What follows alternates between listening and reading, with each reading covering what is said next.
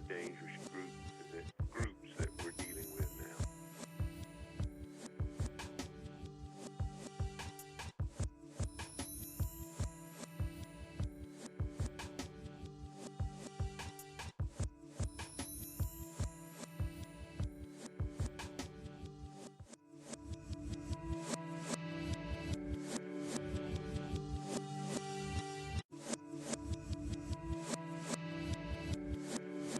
This is a dangerous groups that we're dealing with now.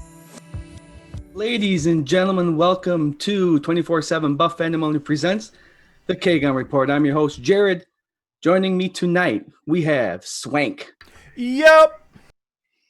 Scott. Hello. Hello, ladies and gentlemen. Follow us on Twitter, Facebook, Instagram. Our handles are on the tracker below, along with updated stat lines, injuries, and 24/7 Buf Fandemonium news. Guys, let's start it out with what are you drinking tonight? Swank, let's let you lead the way with that one. The classic, the crisp, the beautiful Pabst Blue Ribbon. There you go. Absolutely That's not a bad choice wonderful. right there.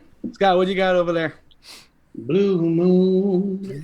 It appears to be my Tuesday drink. I have a variety during the week, but Tuesday for the show, it's Blue Moon. 24/7 Buf Fandemonium's booze of the year. Nicely done. And I'll be drinking a little bit of, Ginger ale? there it is. Can you see it? A little bit of bourbon whiskey Ooh. from Iron Smoke in Fairport. And that's our 24/7 Buf Fandemonium booze of the year. There it Damn. is, Guys. right there. Let's do a cheers. All right. So a couple new things. I got a new Cheers. mic. Got a new mic. So I'm going to Don't sound touch a it. little bit better. Don't touch it. But in the swap for a new mic, I got a new laptop that's kind of jumpy, so I'm going to be a little bit in and out today.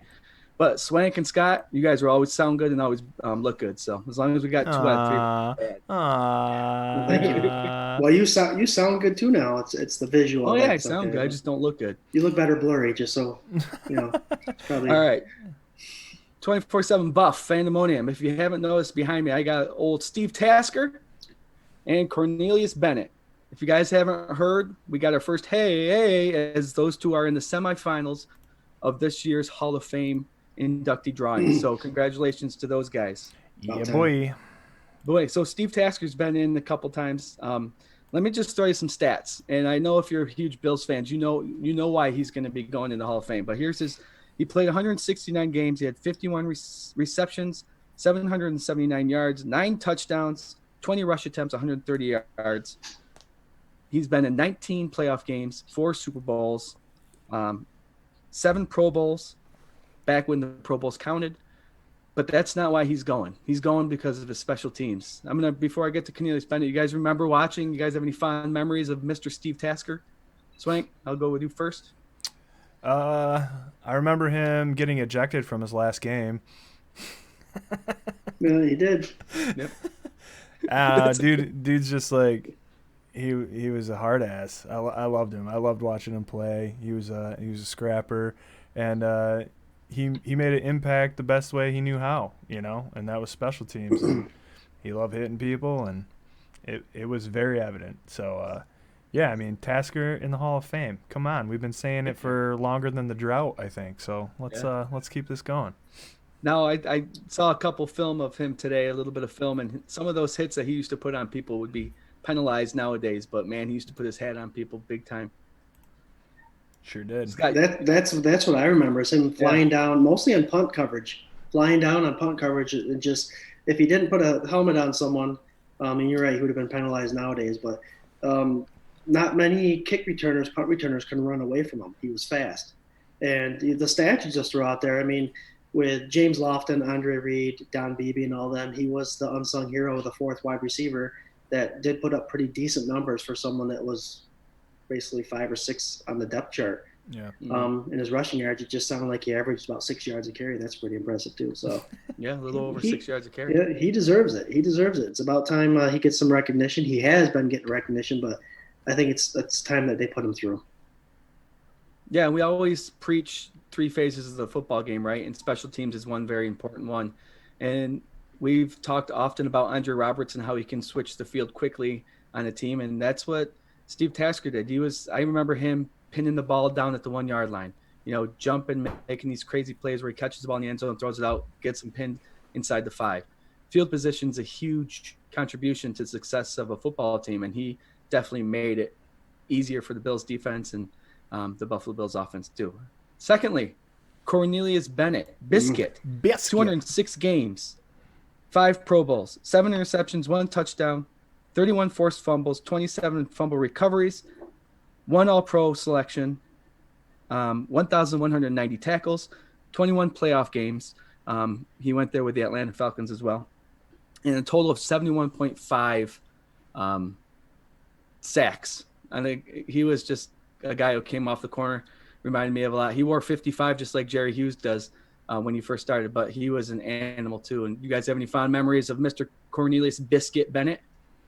Scott, I'll leave with you. I just remember the hype he always brought to the field of defense. I mean, they had a pretty potent defensive line and linebackers at the time with Darryl Talley, Shane Conlon, Bentley, Bruce Smith, Leon Seals. I can go on and on and on. Bryce Paup came in. Yeah, I mean, he 19 sacks one season.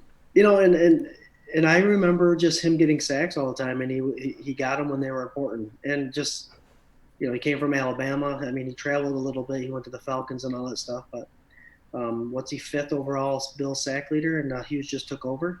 That tells you how big Hughes is. But I hate to take away from Bennett and his Hall of Fame semifinalist, but those are pretty impressive numbers, big time impressive numbers for that time. And yeah, I always like watching Biscuit play.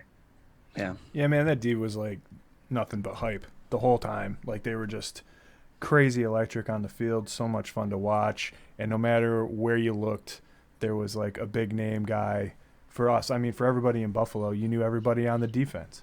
You know what I mean? Like, it just the same way as the offense. So, I mean, between him, Darryl, Bruce, you go on and on and on and on. And it's just, he was just another one in a long list of like exciting defensive players that brought an attitude. I mean, I don't know one player on that line that wasn't playing with like a big chip on their shoulder, even though they were a dominant defense for a lot of years. They all complemented each other very well. Well, keep in mind, guys, they were such a dominant defense with an offense that would score in minutes. Yeah. With that K-gun offense. So they were on the field a lot. A lot of people don't understand how often they were on the field having to play defense. Mm-hmm. And they still performed. Nowadays, you get these offenses that score like that, but the other teams are scoring just as quick. That defense was impressive with the amount of time they spent on the field. Yeah, for sure. Yeah, congratulations, you two. Yep. Cheers to you guys. Semifinalists. That's just, Steve Tasker's been semifinalist and voted a bunch of times, hasn't got in. I think this is the year he does it. I hope so, man. He deserves it. I know some people make fun of him for his commentary or his, whatever, his radio stuff, but I find him enjoyable. Like, the dude's had so many hits, probably so many concussions. Like, you're lucky he can even put 3 sentences together. Before they paid attention to that stuff, mm-hmm. Right? Yeah, man. And I like his little insight, and he's got these like nice little anecdotes about like, Jim Kelly and Thurman and all those guys, and how they all, still get together and hang out. And I don't know, he's not afraid to like be like, oh yeah, we'd go out and have some beers or whatever. He just seems like a regular guy and made a nice life in Buffalo after the fact. And I don't know, he's you can't help but root for him, man. Yeah, he's outstanding individual.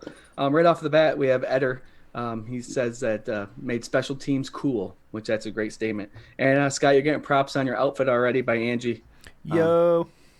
Yep, there you go. You're so Thanks adorable. For watching, guys.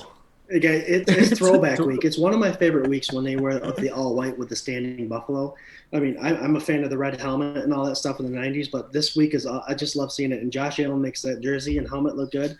I can tell an attractive man when I see one, and he looks good wearing all that white and the standing buffalo. Yeah, you're going to talk about his shorts next, or what? Yeah, I'm happily married too, man. I just love the way. I love the way that jersey looks, man. It looks sharp. Deion Sanders quote, right? If you look good, you play good. If you play good, you get paid good. So, those whites are sharp. All right, yeah. So, guys, we're finally back into a week where we can look forward to an upcoming game. The Buffalo Bills are hosting the Chargers, but we'll get to them in a couple minutes. First, I want to talk about we had a Sunday where we can sit back and watch a couple other games. I want to know, what did we learn about the AFC and the playoff teams in there? Swank, I know you're eager for this one. You want to lead the way with it? Yeah, I mean, if we're talking big picture, there's an awful lot we can talk about with this. But big picture wise, I was telling you guys before, like, I know I kept hearing like how many teams were 6-3 and all that stuff, 7-2, whatever, and just bunched up right behind all the division leaders.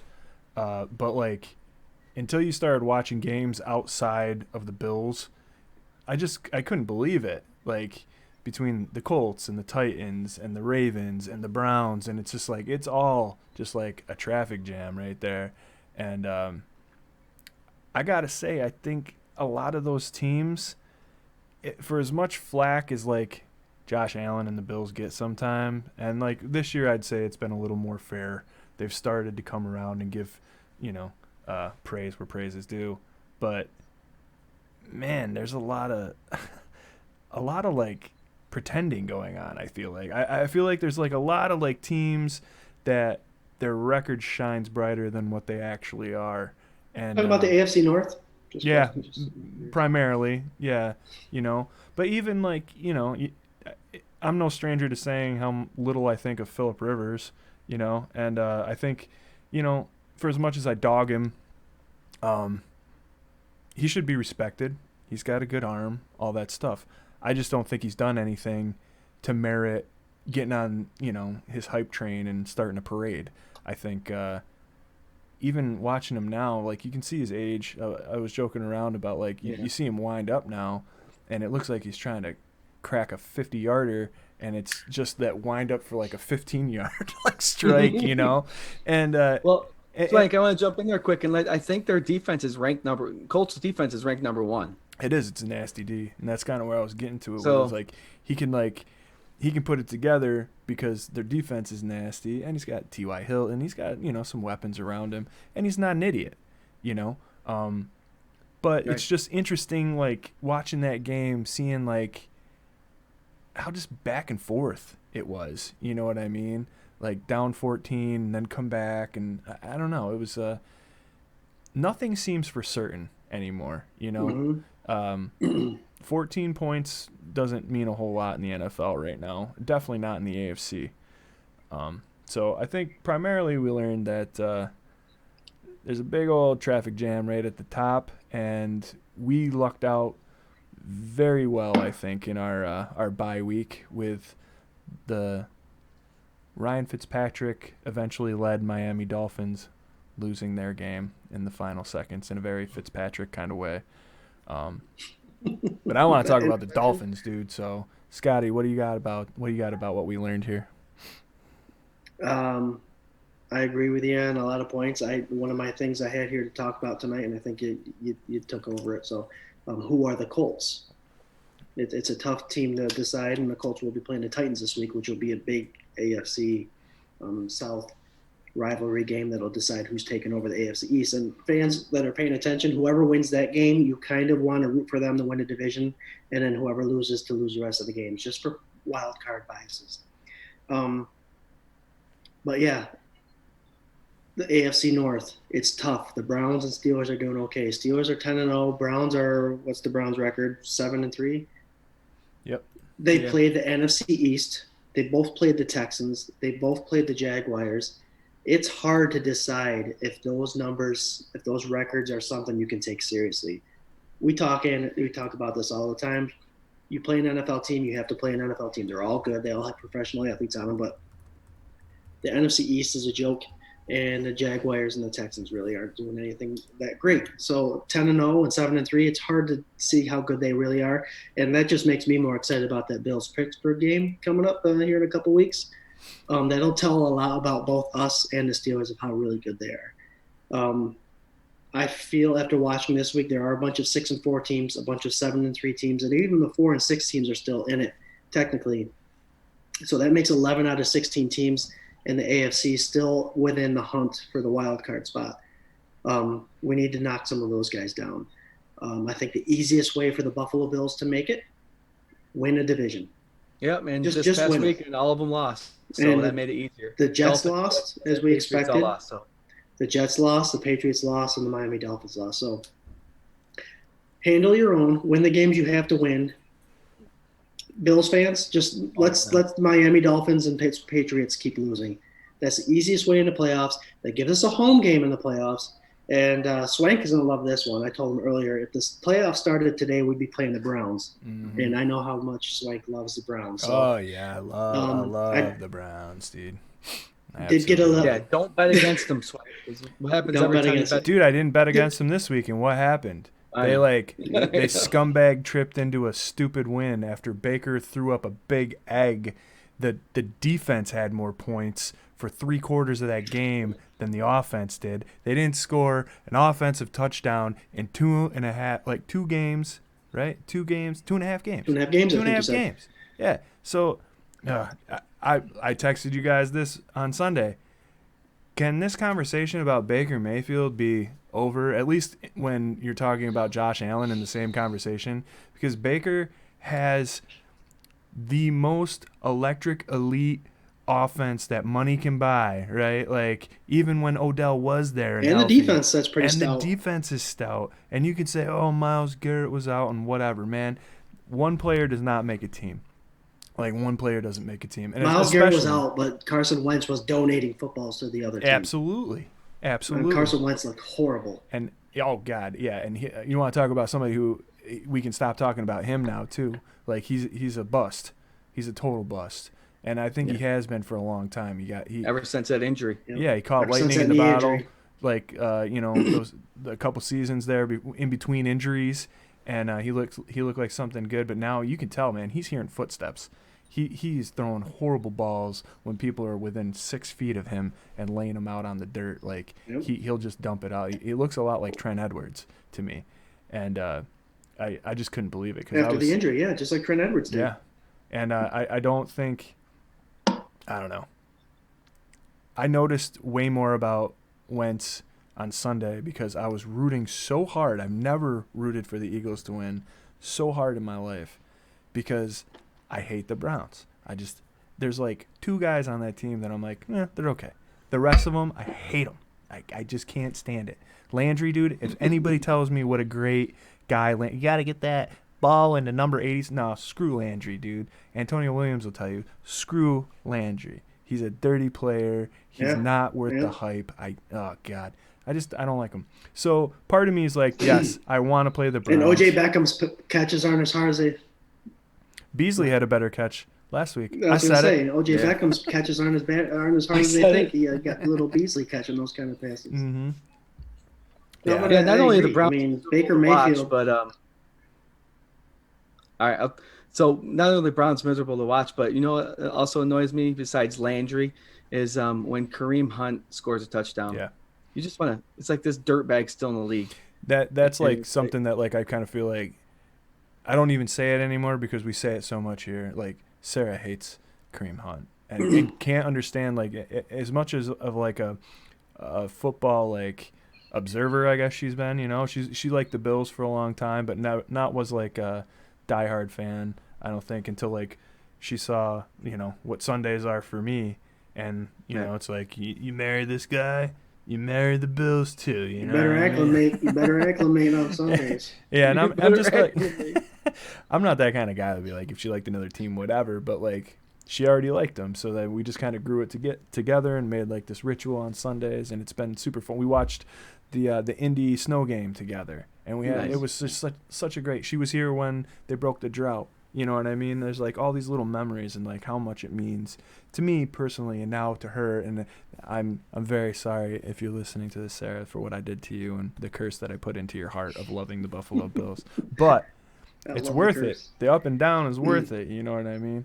But Kareem Hunt, dude, nothing. No love for him. Anytime he touches the ball, she was like, I would stop dogging the Browns. She hates the Browns just as much as I do.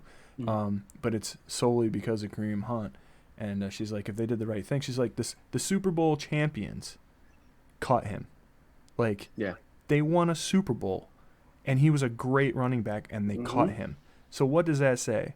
You know, like, you're just you don't care about any sort of integrity. And I know it's about winning games and whatever, but the Browns haven't won games in decades. So what does it matter if you have Kareem Hunt when you got Odell Beckham and Landry and, Chubb, and you got all these Hooper, you got all these big name dudes, and you got to have him too. So that it just God, their whole roster is just horrible. And then the other guy, sorry, I'm going to stop with this rant, but the other guy last year that I was like, who's a good guy? Myles Garrett, man. Myles Garrett. Myles Garrett's a great guy. And then he tries to murder Mason Rudolph. And it's like, I don't know. I don't know what to do, man. I tried to give you one guy, But, that was fun. I remember that. Yeah. No, the whole Mayfield thing, he gets credit, and I don't know why. I mean, he gave the ball to Chubb. Chubb ran it down the field, and he's doing this little high step like he actually did something during the game. I hated it. And if it wasn't for Chubb, Landry, Cooper, that amazing offensive line, Teller used to be an ex-Bill. He's one of the top-rated guards in the league. Yeah. And if it wasn't for that defense, Mayfield, you would be nothing. No. But you're still running around doing little high steps, chasing your running back down the field, looking like an idiot. You're nothing, man. They were doing that when they were losing. Your team is playing nobody. Yeah. I mean, an NFL team is an NFL team. Let's hope Mayfield pulls a Grammatica. Remember the Grammatica kickers? They both pulled a hamstring in the same week, celebrating after a made field goal. That's one of those things that your coach is going to be pissed off if you're running down the sidelines, high stepping, and you pull something. Listen, I don't wish any player to get hurt except for Kareem Hunt. I wish that, but I'd rather just the shit bags you want hurt. Yeah. I'd rather that Baker stayed healthy. And he played out his games, and he played his games exactly the way he's been playing them for the last couple weeks, and he's garbage. That's what I want. I want him to just prove exactly how horrible he is, especially for this team they built around him. And I don't know. I think it proves that, without culture, everybody that wants to make fun of the process and culture and all that stuff, without culture, it doesn't matter who you got on your team. Yeah. It's real quick, what's going to happen with his contract is due, and now he wants money. He's still on his rookie contract. You can't have these guys. He's not getting that Josh Allen money. Right. You know who else I really hate? Tom Brady. And I know all Bills fans do. I'm just going to throw this out there. We're going to leave it as it is, Jarrod. Yeah, make it quick. The Rams beat Tampa Bay yesterday. Goff went out in the middle of the field looking for Tom Brady. He took off to the sidelines. Nate Burleson, a guy I love announcing and a Good Morning Football every morning, he said that Tom Brady only goes in the middle of the field and shakes the hand of the quarterback that he beat. He never goes out to the quarterback that he loses to. Asshole. It's weak. Yep. Goodbye. He's Brady. A fan favorite, isn't he? Listen, last week. The thing is you can respect the guy, respect him. You lose all respect when you don't treat the guy that you just went against, the quarterback that you just went against, with any kind of dignity. That goes out and looks for you. He's the one guy you're looking for, and you're not going to go and shake his hand. Blah. Well, and you can say, he's the greatest of all time, right? We can all say that, right. Except for I don't believe it because I think Joe Montana still is. But Tom Brady, best quarterback of all time, and you have every quarterback in the league, minus Breeze and Aaron Rodgers, who are in his elder class, right? Everybody else grew up watching and idolizing Tom Brady. So when you don't go out there and at least show that little bit of sportsmanship and respect to somebody who probably idolized you, and then they beat you, you're just, I don't know. I'm not a big Goff fan either. But, man, that sucks, dude. You beat Tom Brady, and he's not even man enough to come out and shake your hand in the middle of the field. Come on, dude. His feet were probably cold. He had to go put some Uggs on. Yeah, he put his Uggs back on. Yeah. No offense to anybody who wears Uggs. Great boot. Except for Tom Brady. Guys, did you guys watch the Chiefs-Raiders game at all? The what? The Chiefs-Raiders game. Did you guys watch that at all? No, I didn't. I saw the highlights, but I didn't watch it. So it was like a scramble, too. And I was watching it to see how the defenses would play. And it's pretty much the same. The Bills' defensive scheme was a little bit better than the Raiders, but they all seemed to be trying to shut down one aspect of the game. And it was very similar to watch the Raiders and how they approached the Chiefs as how the Bills did it. Another team I want to just quickly talk about, and I don't know if you guys have any other teams you want to talk about, but the Baltimore Ravens, they have this strong tradition. They're a great team, but something that I noticed when I was watching their football game was their defense isn't as good as it used to be, and Lamar Jackson, I think, has gotten figured out by a lot of teams. So I think they carry a 6-4 record. But if they make the playoffs, I'd be surprised. I don't think they're as strong as they used to be. So that's my team. That's the Ravens. It's a little Anybody else have another team they want to?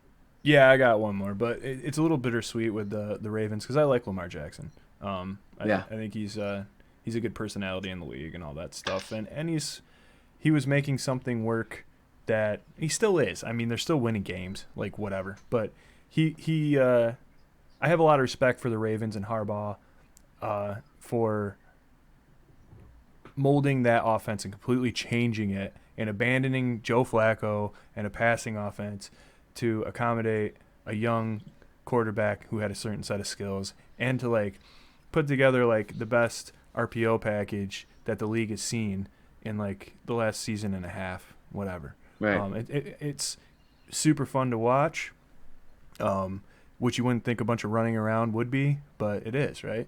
But we said it a couple times on this show where to me it felt like it's like the Kaepernick year, you know, where like he had that season, people couldn't figure him out. The next season, they figured him out. And now he's out of the league. I don't think Lamar is going to be out of the league, but I think it's really hard for a quarterback who has just like a certain set of skills to be successful with that same exact set of skills unless you are such a dominant player that like you can push through it and evolve into that. I think he'd be better off working on his passing and staying in the role that he's at, and then mixing that stuff in. I mean, that's what works for like Josh, right? Because like he leaned on his running like early on, and then he developed it. It's weird. He developed into a more accurate passer, which a lot of people said was unimaginable. You can't do that, right? Yeah, even our favorite Jim Kelly said that he couldn't even imagine. Yeah. Quarterback. Usually, what you do in college is what you bring into the NFL, and our buddy Josh Allen there is just blowing that out of the water. Yeah, I mean, improved your completion percentage by 16% over your career, like in 3 years, not even 3 years. Before the season even started, we were saying if he went up 6% like he did every year prior, he'd be a great quarterback. He's gone up significantly. Yeah. So, anyway, that's just what I wanted to say about that. But the team that I wanted to talk about quick, and we touched on them quick, was the Dolphins. And I loved the way the Dolphins built their team. I loved how it was modeled. The coach is great. Like I really like what they did because they built it so similar to the way that McDermott and Bean built Buffalo. And I think that this last weekend just went against everything that they were building towards by benching Tua and putting in Fitzy to try and scrape a win out and stay relevant in the race. Like I get it, but it just seemed a little greedy, a little desperate. I think Tua getting his ass whooped would have been way more valuable down the stretch than to win this game. I don't know. Like it's tough. It's tough. It's tough, and you see it sitting there. It's like the opening scene of Raiders of the Lost Ark, right? Where you're like, you want to like, but like, if you're like you committed, you pulled a quarterback that was winning out because you're gonna put your kid in, and he gets lucky in those first couple games with a D and the special teams hyped, wanting to play, score some points for you, get some turnovers. And he didn't have to play good games to like win those games. He played one good game. That was I can't remember which. I think it was the Cardinals actually. The Cardinals game he played pretty well in. But this game, you're getting your ass kicked. The week before you said, I thought it'd be a lot harder than it is, or whatever, you know. Which like people are taking the front half of that quote and not the back half, and it wasn't like as bad as everybody's making it sound. But still, you're a rookie, and you put that out in the universe for a bunch of vets on the defensive side of the ball that just want to destroy you. And you're like, you want to see how hard it is? Like, and then it's so hard that in 3 quarters of football, you put together less stats than Ryan Fitzpatrick did in 2 drives, you know? Right. And anyway, I think that was a bad decision. I think he split the locker room doing that. I think now you got guys that are like, well, Fitzpatrick is our best chance of winning. You just proved that by putting him out on the field. You almost have to keep Fitzpatrick out there now. And they're not gonna. He already said Tua is the starter. No, Fitz is start. Oh, Tua start. Here's another thing about, Swank, you pointed on, you have to keep these players in there. They weren't even that much out of the game, right? They brought Fitzpatrick in to do a game-winning drive. When I think we were talking when it happened, and I was watching like the stats on ESPN app or whatever for my fantasy league, and I was like, why did they put Fitzpatrick in? They were like only down a touchdown. Like, yeah. And then I like looked. So that's where your quarterback. That's where your young quarterback learns the most. Yeah. You know what I mean? That's when you keep him in. If he goes down and he struggles, he throws an interception. Fitzmagic threw an interception. Yeah. If he goes down there and leads a drive that wins the game, then he learns from that. He's gonna learn through the wins. What they always say, Scott, that you learn more through the losses. He's winning. The team's winning the games when he's not playing well, but he's still out there learning the game as this is going on. When you're in a close game and he's not playing the well as you want him to play, but you're still in the game, you got to give that kid an opportunity to maybe bring something up, maybe have one good drive and go down and win the game. Instead, they put Fitz in. And I'm a huge fan of Fitz, always will be, but that was the wrong move by their coach. Definitely. Yeah, a lot of quarterbacks get that name of the comeback kid because they come back. You got to let Tua give him the opportunity to do that. And you're right, Swank. I think that was probably the poorest. I thought it was an okay decision to have him come in after the bye week and start some games because, he was your first-round draft pick and all that, but you can't baby him. You've got to let him learn the hard way. You're in the playoff hunt for the AFC East, but you still lost a game.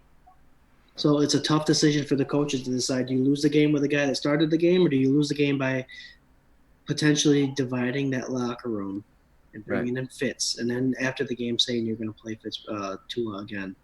It's tough. And you know what?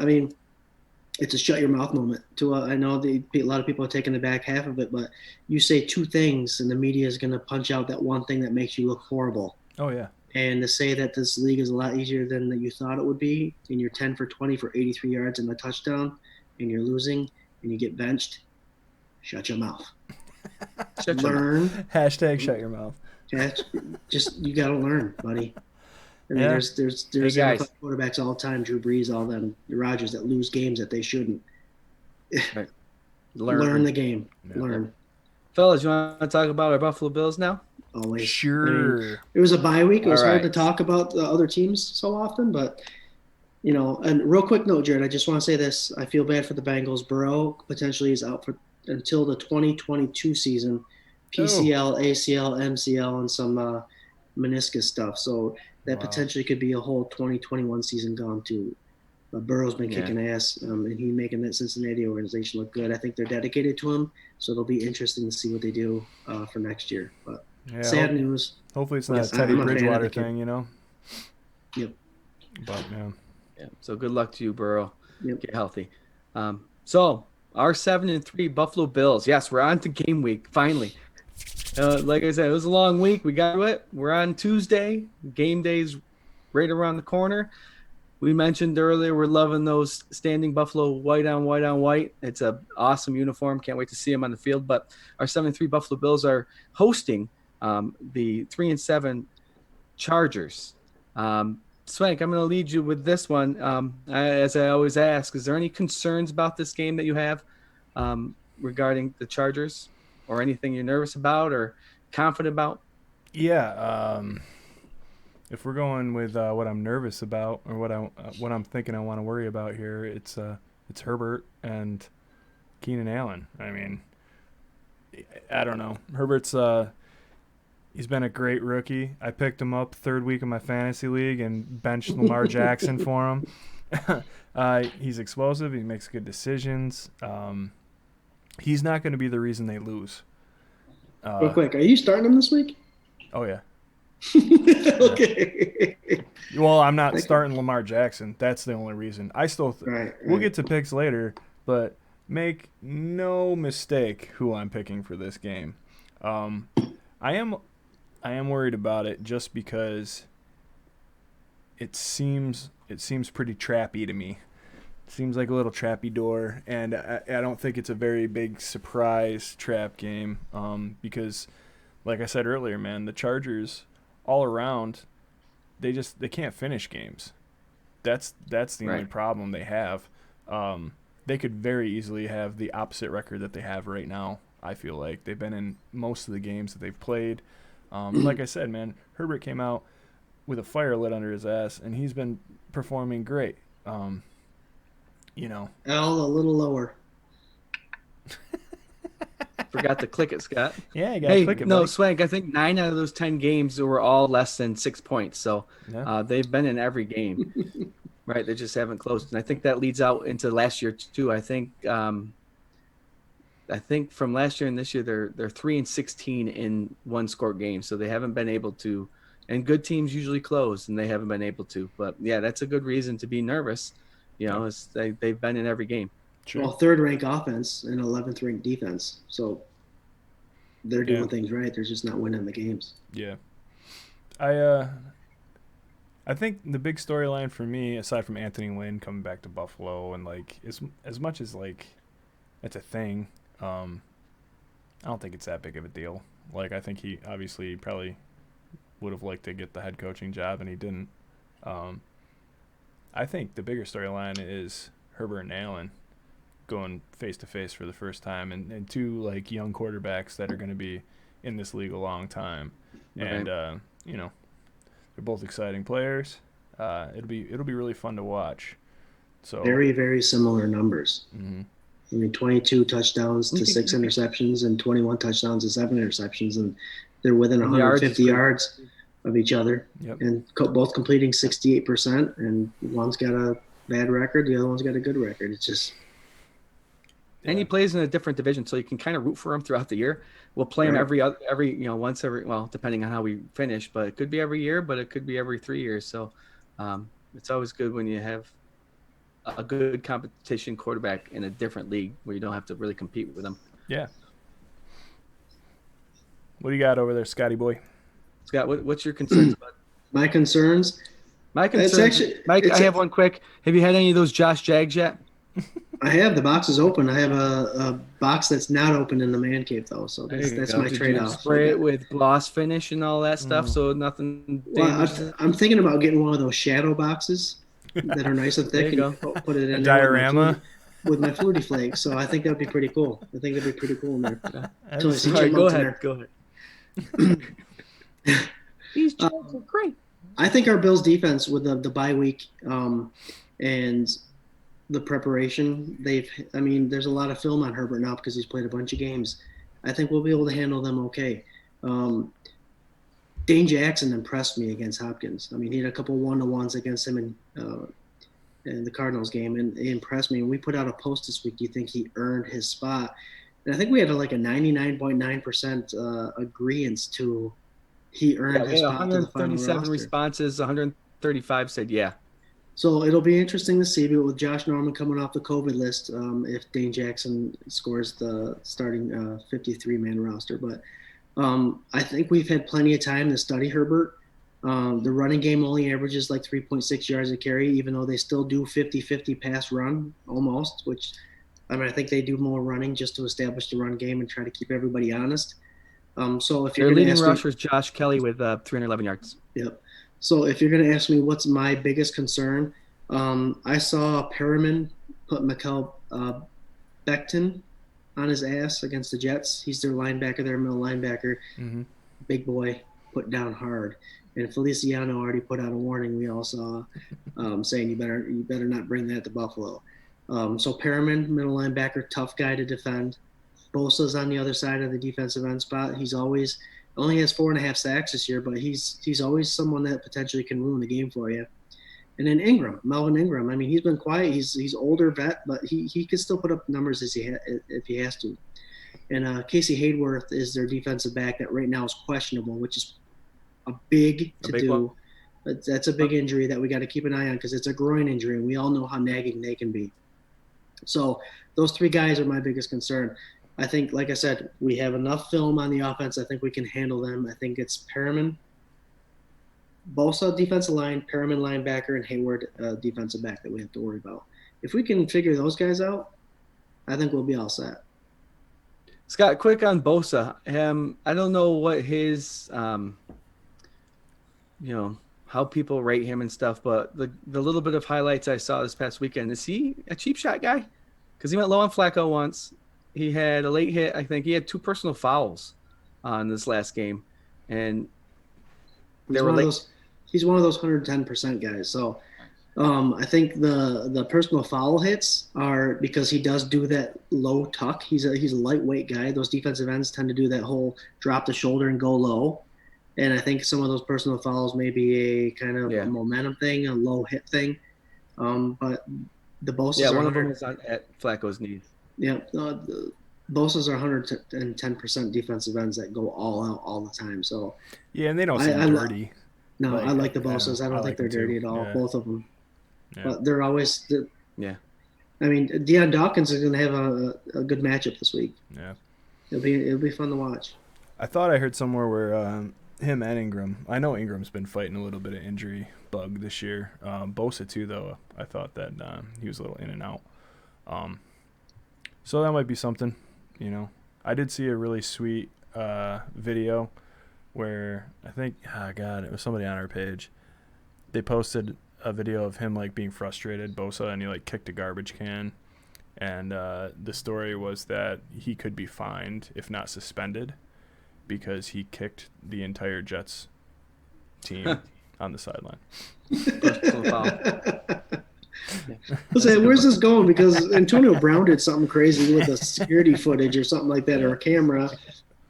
He's an idiot too. I'm throwing that out there. Who cares? Moron. I don't even care about him. Too many hits. Some quick comments. Head. We have Irene saying it's going to be a close one, but if everyone's rested, they should be. And they had the bye week, so I'm hoping the same thing. And then Eric once again shows up every show, 10-0.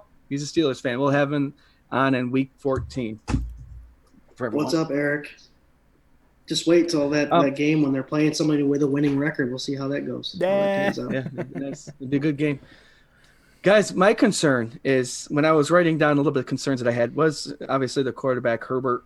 But Keenan Allen's always a threat. He's been a leading receiver in the last 5-6 years, it feels like. And then Williams, number 81, with his dreads hanging out the back.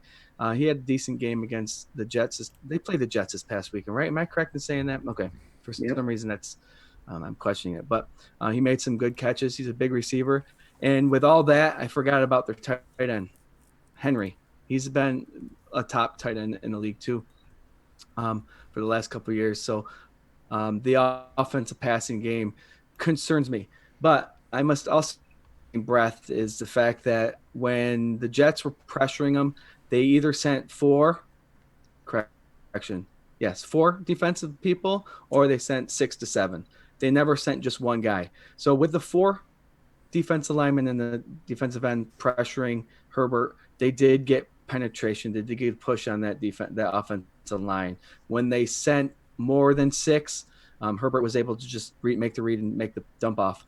Where I feel that the Bills will benefit more is I feel like they have a stronger defensive line, so they'll be able to get a better push with just 4. But they also, when they blitz, they don't send 7 guys. They send 1 or 2. You know what I mean? So I feel like those quick reads that Herbert's going to make, he's going to be throwing it right into, someone else's Buffalo Bills hand. So it'd be interesting to see what the Bills game is. Regarding, Scott, your defense, the defense concerns you. And I'll say it again. We say it all the time. They have to cover Josh Allen, John Brown, Beasley, Diggs. So, yeah, their defense is good, but I got a feeling this offense has had 2 weeks to rest and to do game film. I'm hoping for a big score. Brown should be healthy too, right? Yeah. That'll be exciting. They're going to be all healthy, and yeah, that Chargers defense has to play against our Buffalo Bills offense, this is going to be fun to watch. And they're hungry. They had to sit with that loss for 2 weeks. How hungry are they, man? I don't know. Well, a lot of their first pictures that were done on the BuffaloBills.com site is they're promoting their all white jerseys with the standing buffalo, but when you haven't seen your buddies in a while and you have that serious look about you and you're like, okay, we're doing this. All those pictures, they're showing off the jerseys, but you could just see in their faces and their expressions that it's just like It's us. You know what I mean? Yeah. They're giving each other knuckles, they're giving each other high fives, and you could just see in their faces that it's like it's our time. We've had 2 weeks to prepare for these guys. And we've talked about the perfect timing of a bye week, and they held on. They have a 7-3 record. Again, like Swank said, they have that disgusting taste in their mouth of losing in the last seconds of the game that could have sent them to the bye week with an 8-2 record. They know now this is the part of the season that makes or breaks you. This is the championship part of the season. When you develop everything, you bring it all together, you take what you've learned the last 10 weeks and you go forward. And this is going to be, you're either doing it or you're not doing it. And with that coaching staff, I got a feeling they know that, and that's going to be promising. And we're coming back pretty healthy, which is also awesome. I think, did I read that this is the first time that the offensive line has been 100% for us? I think so. I thought last week was supposed to exciting. be that, and then there was all that Mitch Morse controversy. And Mitch Morse is the stuff. question mark because he was healthy last week, but he didn't start. Yeah, which I mean, you could read into that all you want. I mean, I wouldn't think Feliciano's like outplaying him at center. I would think that it's more like they wanted to give him another week and go into the bye and then come out and go full strength against the Chargers. That would be sweet. Yeah, I hope there's not like some sort of controversy there because I like Mitch Morris, but Feliciano, man, he's the mayor of Buffalo right now, dude. Like he's just he is what Jordan Phillips was last year to me. Like he's a badass dude. He's got an attitude. He's not afraid to put it out there. Buffalo loves him. He's coming off an injury, comeback player of the year. Hoorah.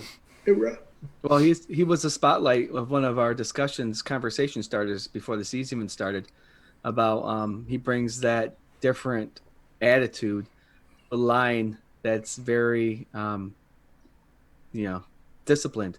He brings that fire. So it is exciting to have him back, and it's going to be, let's see what happens from here on out. It's a business, so you got to play with the hot hand. You got to play who's doing well, and there's all these coaches on this team that are going to evaluate that and put the best team out there. And it's going to be fun to watch this weekend. That's for sure. Mm-hmm. Yep. Yeah. Right now it's with that whole line in Mitch Morris. I mean, you put it back at center. Feliciano's going to take a guard spot. Deion Dawkins on the left side. Darrell Williams playing all-pro football right now on the right tackle spot. I mean, you're coming out of a bye week better. And I always say it'd be nice to see a little bit of a run game established, but we'll see what happens. Yeah, I was just I will say this because I was getting messages from you boys about this during the Cardinals game, and the running game was starting to try to do something, and it just wasn't working. So I'll say it again. I don't care if they run for 20 yards. It doesn't bother me at all. Torch them up, Yeah, because once again, what do we got, right? Beasley, Brown, Diggs. And Scott, you mentioned earlier this week, Hodginson's back, right? He has 21 days to. He came off the IR, so they have 21 days to activate him. Oh, yeah. When that happens. It's a big body. Playoff time comes around. Yep. And then on poor Sweeney, I was a fan of Sweeney. He actually went out myocarditis related to the COVID, which is common with the geriatric population, as one of the things that did a lot of damage to the population that got the COVID. But good health to him. Hopefully this year off will be beneficial. I mean, he's been out all season, so he needs to take care of himself. But poor news for Sweeney, but he'll be back. He'll be back. Now, do you know of any other players in the league that had that myocarditis from the COVID? I'm not hearing a lot, but that was one of the common things with the geriatric population in the ICU. Right. And when it was one of the side effects, which is myocarditis is one of those things that is created by a viral infection.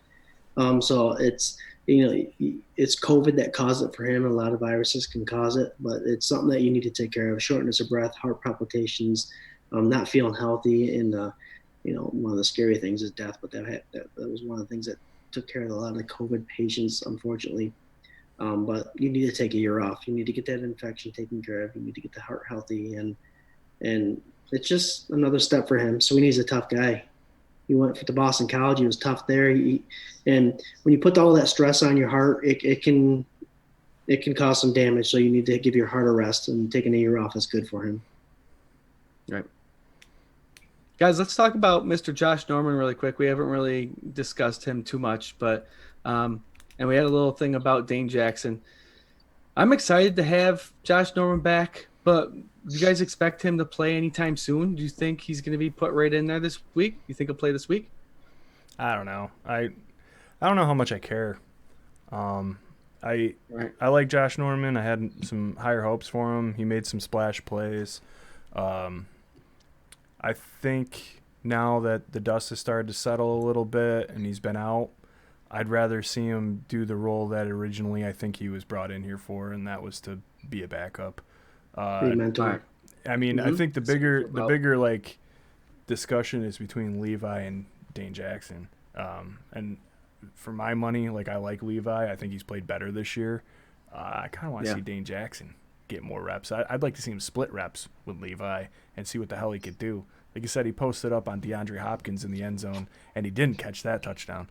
So I'd rather see what the hell he's got, because that could be a home run for the Bills if he develops into a late round pick on a rookie contract, playing for the next couple years opposite of Tre'Davious White, save you some crazy money. And, 4 years is a rookie contract for him. Yeah, and then down the road you have some harder decisions to make, but man, I think we've been saying all along, what if Dane Jackson is that answer? Yeah. I would love it. It's funny because he did show up against DeAndre Hopkins. I mean, that would be did he earn those stripes? And someone did mention he earned one of those stripes with that perfect coverage on DeAndre Hopkins. Yeah, and absolutely. it was. And he got a turnaround key moment in one of the games with the interception. I mean, I gotta say, like, right time. I'm not like a guarantee guy or anything like that, but you gotta think like they're not gonna let him slip away like with this. Like he's gonna make the team. I would think he makes the team. Like I don't know who they get rid of, but I mean, I don't know. I think he's definitely earned it. Yeah, So. he has, and he deserves that 53-man roster contract. Hell yeah. So that's another thing is when they bring him up from the practice squad, they'll have to give him that contract, but they don't have to do it this week. They can sit on the practice squad until he's needed, and then when he's needed, bring him up. Another individual that he could replace is Taron Johnson, but Taron Johnson's one hell of a tackling cornerback. He's always in the middle of tackles. I'd like Taron Johnson. Yeah. Who are you going to get rid of? That's the question, right? I mean, if you keep obviously White and Levi, and you keep Taron Johnson and Dane Jackson, and your fifth corner would be who? Josh Norman. Norman. Have Norman be number 5. I mean, he's been burnt a lot of times. He gives a lot of cushion to a lot of those pass routes. I mean, there's been plenty of times where somebody does a real quick 5-yard turnaround and catches the ball, and he's able to get 5 yards before Norman's even there. Have Norman be a mentor, man. Yeah. He can teach these guys so much, and they're young and athletic. They're very young. I mentioned it a long time ago, about 2 months ago, about how young our defensive backs are. Mm-hmm. Let him do that. Dane Jackson and Taron Johnson will learn a lot from him. And so White. Well, that's another thing, Scott. Yeah, you bring up a good point to mentor. Have Josh Norman come in, run around the field a little bit, evaluate what he has to offer, and then there's no saying he can't go on the practice squad, and then, Dane comes up. So yeah, I'm sure you wouldn't hear anything about that. I'm sure he'll be quiet about that one. Yeah. Yeah, the vets make a pretty good penny on that practice squad. So, all right, guys, how exciting! We're coming back to a Sunday where we can watch some football. That's awesome. Yep. Really awesome. I can't wait to get back into the flow. And that's going to be a Sunday at 1:00, correct? Yep. It'll be the last one until the end of the year. Yeah. Until the end of the season. Right? Well, it is, because now we have 4 primetime games. We have the Monday nights. We have a Monday versus the Niners. And the Denver game got changed to a Saturday at 4:30, which is prime time. The whole nation will be able to watch the Bills versus the Denver Broncos. So, I mean, we're getting some recognition. You like to see those games, and we get an extra day to celebrate. We can drink a little more. Yeah. Hell yeah. Steelers, Patriots. Patriots, fun game. Niners, and Denver Broncos are all going to be primetime games now. We deserve it. Bills fans deserve it, and the Buffalo Bills deserve it. So. Oh yeah. We doing picks All right, for guys, this let's game? get to the pick'em segment of. Yeah, let's do it. Let's do it. Swank, This guy. since you're so eager, we usually do a bold prediction and the prediction for the football game. Swank, you lead the way, sir. You got the records up, right? Yeah, I do. So everyone can see them. Yeah, everybody can see him. Right, Jarrod. which way? This way. Jared, stop moving so fast. Your computer still sucks. I know. Um. I'm getting excited. So This Iron Smoke whiskey is delicious. it is. It is a delicious. Down into my belly. So I'm gonna say Bills 28-21. Oh, close. I think there's gonna be some TDs thrown in this here game. And I think that my bold prediction is gonna be that JB has a triumphant return and has a 100-yard game and a TD. There you go. He getting his. I like that. Just close from scoring. Yep. Jared, I'm Get going it. 35-17. Damn. I think that bye week is going to give the offense some preparation and the defense a lot of preparation. And McDermott's 3-0 off the bye week. And I think with that sour taste that was left in their mouth against the Cardinals, I think the Bills are they're about to show what they're all about. And this bye week could not have happened at a perfect time. 35-17, and our defense finally scores a touchdown. Man. Not going to tell you how, I like but that. they score a touchdown. Yeah, because we can't get too predictable. Well, No. the week that Bennett is that's a semifinalist to the Hall of Fame, and our special teams ace, Steve Tasker, is in the semifinalist to the Hall of Fame. I think it's about time our special teams or defense scores a touchdown. So let's do it. Oh yeah, it's perfect opportunity. Hell yeah. Oh yeah. So that's my bold prediction is scoring a touchdown, but I had one up on you. I also have a feeling we're gonna get our safety this year too. So that's predicting the 21 Buffalo Bills. Hey, Jared, I think your computer's finally giving out. yeah, man. I think we And outran All right. outran your And coverage. you're taking a nap.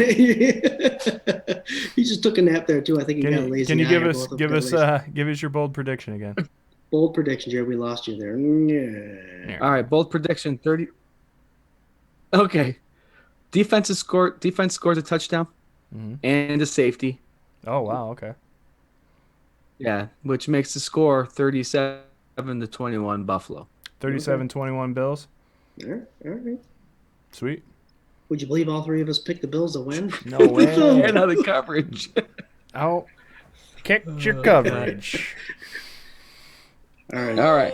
So, Jared, Scott. yeah. All right. Cardinals play the Patriots. Who's winning? Cardinals. Put me down for a Cardinals as Right. well. Yep. We're gonna get some room from the Patriots this week. Cardinals, they're gonna win. Who do you got, Jared? All right, I got Cardinals too. Cardinals. Your mouth was moving, but the versus words weren't Jets. following. All right, Jared. Real quick. Cardinals. I have the Jets winning 2 games this year, and one of them is this week against Miami, and then the other one is in a couple weeks against the Browns. The Jets are going to play spoiler, believe it or not. They're going to play spoiler, and they're going to make it so the Bills have a little easier route to the playoffs. So they're going to beat Miami, give us another space, and then they're going to beat the Browns to show how bad the Browns really are when they actually they play shit teams all year, but they're going to play a shitty Jets team, and the Jets are going to beat them. I like And it. the Jets are going to beat Miami.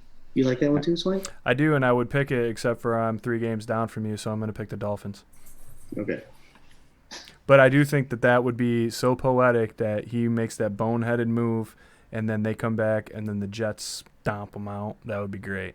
And it would mean a lot. That's obviously what I'm rooting for. But for the sake of this, I'm gonna pick the Dolphins. All right, Jared, who you got? Jets. Did you get that? Yep. I think if you go slow, All right. if you say Jets, then Yeah. the mouth catches up and we can hear you. There you go. All right. For the NFL game, I have the Buccaneers beating the Chiefs. Tom Brady's going to beat the Chiefs. Boo. Sorry. All right, you want me? Can I go next? Yes, go.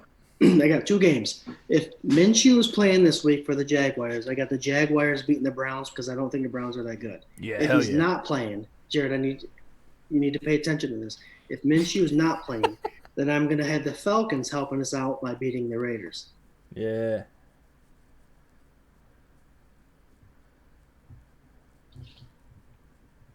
Gotcha. Swank, what you got? Toilet bowl man? Well, nothing says toilet bowl like all those shitty games on Thanksgiving Day. Oh, gosh. You're right. I mean, the Texans at the Lions, the football team at the Cowboys. But I tell you what, man, the Ravens at the Steelers is the most intriguing game to me, and that's not a toilet bowl game. Pick it. I think I want to pick it, and I think I want the Ravens to upset the Steelers, even though we were talking all that game about Lamar and all that stuff. The Steelers got to lose at some point. I'm going to say the Ravens win. Yeah, that's a good pick. Got that, Eric? If you're watching, Ravens beat the Steelers. What's that? Even I think 2 weeks he's going to be on? Yeah. Yep. The Ravens are missing a couple running backs this week too, aren't they? All of them, yeah. Yeah, so we'll see what happens. Mhm. We'll see what happens. Perfect. Perfect time for Scott to leave. Yeah, right at the end. So, yeah, I mean, this is still Salute to Service Month. So, again, I just want to throw it out there. Thank you for the current and the past military vets and current people serving in our military. We thank you very much from the bottom of our heart. We wouldn't be here without you. This is episode 17, I think we just completed, which is great. I'm super excited. Along with Swank and Scott, I'm sure that we're finally back to Bills football. Hell yeah. We're carrying a 7-3 record to face the Chargers. Hopefully, we'll be 8-3 by the end of the week. Before I close out, I want to have Scott give any closing thoughts that he has for the day. Welcome back. I got random people knocking at my door. It's like the second time in 3 months that somebody's car broke down. They needed help. That's kind of weird, but Same guy. no, different guy. Stop driving down my road. Was he Finishing walking thoughts? Was he walking outside with your stereo and your VCR? He came in and snuck out real quick. Hey, that's mine. Closing thoughts? No, same as last week, kind of. I mean, we enjoyed the bye week. I hope everybody was able to kind of watch the other games and figure out how the playoffs are going to go this year for us. My closing thoughts is just, you had a week to breathe. Let's bring the positivity back to Buffalo. We're playing at 1 o'clock again. Let's just celebrate coming back. We got our old standing Buffalo playing, and just sit back, kick back, however you celebrate. Show some pictures, show some videos of what you're wearing and drinking during the game. That'd be pretty cool. We put a post out every Sunday about that. But go Bills! Let's win this one and start our bye week like we should. Yeah, and don't forget about the comments like that we have during the game too. Yep. The game All right, thread? Mr. Is that what you're talking about? Yep, the game thread. Yeah. Game thread. Right. You said sit back, kick back. I thought you were going to go into like the Fresh Prince of Bel-Air theme song. Relaxing, all cool. Watching some Bills football outside of the school. Okay. So my thing to end off this week is that this win would be a huge win for us. It's an AFC game. The Chargers are better than their record. Like I said, they could easily have the reverse record. They're a tough team, but our team is built to where they should be able to handle them. And if they come out and they handle it in a mature manner, in which McDermott has instilled into these young men, I think that would go a long way, especially going into some tough primetime games. So I would say enjoy this last 1 o'clock game until December or January or whenever the hell it is again when we're playing the Dolphins. Keep your head held high. Drink your PBRs. And if you want to join us for the K-Gun Report, you can tune in every Tuesday night, 9:30 p.m. Eastern Standard Time on Facebook Live. Also, you can catch up on episodes on Spotify, Apple Podcasts, Anchor, and anywhere else that you try to get your podcasts at. And we put a bunch of past episodes up on YouTube's. Half of them are banned because we put NFL content on it. Our highlights. I'm sorry. Dumb our move. highlights. Dumb move on our part, I guess. But, whatever. So we don't do that anymore. So we're just going to have Scott and Jarrod reenact all the highlights from now on. It's going to be awesome. Also, thanks so much for hanging out. And the bye week was much needed. I feel in a better space now after all the BS.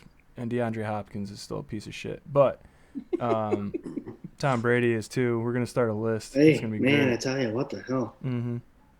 So I think that's all. If you like music, my band, The Endless Mountain Derelicts, does a live stream every Monday on YouTube from 7 to 8 p.m. And come hang out with us there, too. Hey, it's about time you stamped your product in there, man. I'm not one of those guys, man, but, I appreciate you guys. There you go. Yeah, I'm thankful for a lot of things. It's Thanksgiving coming up. I'm thankful for a lot of stuff. Number one thing I'm thankful for. Well, thank you for bringing this up. Go ahead. Oh, okay. Number one thing I'm thankful for is that Jarrod got a microphone, dude. Jarrod got a nice microphone. He sounds so beautiful, that angelic voice. Thank you. There you go. Even though his lips don't match the voice, guys, he's there. He's there. Nicely done. Nicely done. Scott, do you want to do a quick thankful thing, or? I'm the cliche guy. I'm thankful. I feel like I am blessed with family and friends, close knit group that #blessed. That we respect each other. We have the same morals, and I feel lucky enough to have the family I do and the friends that I do, and I'm thankful for that every year. I am, and with the whole family thing talking about, I did want to have in my closing thoughts that I didn't add best wishes for the Sweeney family because of the problems he's having, and I go back to the Burrow family because that's a nasty injury he's going to go through this time of year. So, blessings towards them, and hopefully speedy recoveries for both families. Oh, yeah. But no, my family and friends, I couldn't ask for a better group of people that are a part of my life, and I'm very thankful for that. How about you, Jarrod? You're part of my family. You gonna say the same thing about me? Yeah, I won't mention you, but yes, that's one of the most important things. And we foods here and there that family always comes first, and I'm thankful I have one heck of a family. And the friends also. I'm blessed with so many people. I'm just Swank. We were friends long before 24/7 Buf Fandemonium, but this podcast has brought us back together too. So I'm thankful for things like that as well. Absolutely. And just keep good people around you, and life will be good for most part. And I am thankful for my kids, my family, my friends, and the Buffalo Bills. And I'm glad I get to watch them this weekend. I'm also thankful that these two gentlemen behind me are semifinalists in the Hall of Fame ceremony. So good luck to Steve Tasker and Cornelius Bennett. You guys are one of our favorites growing up watching. So I want to thank everybody that has watched tonight and will watch in the future. Scott, finger up.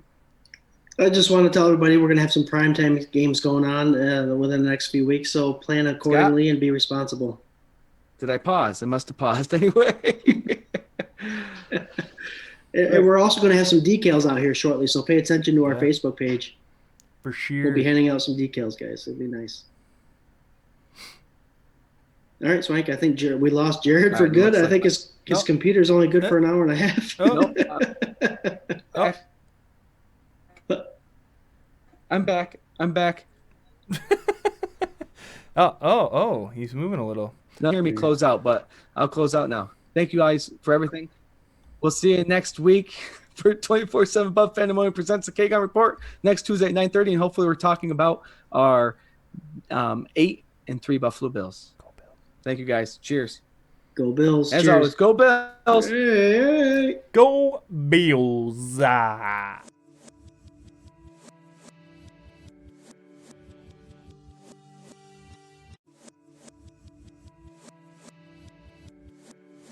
This is a dangerous group.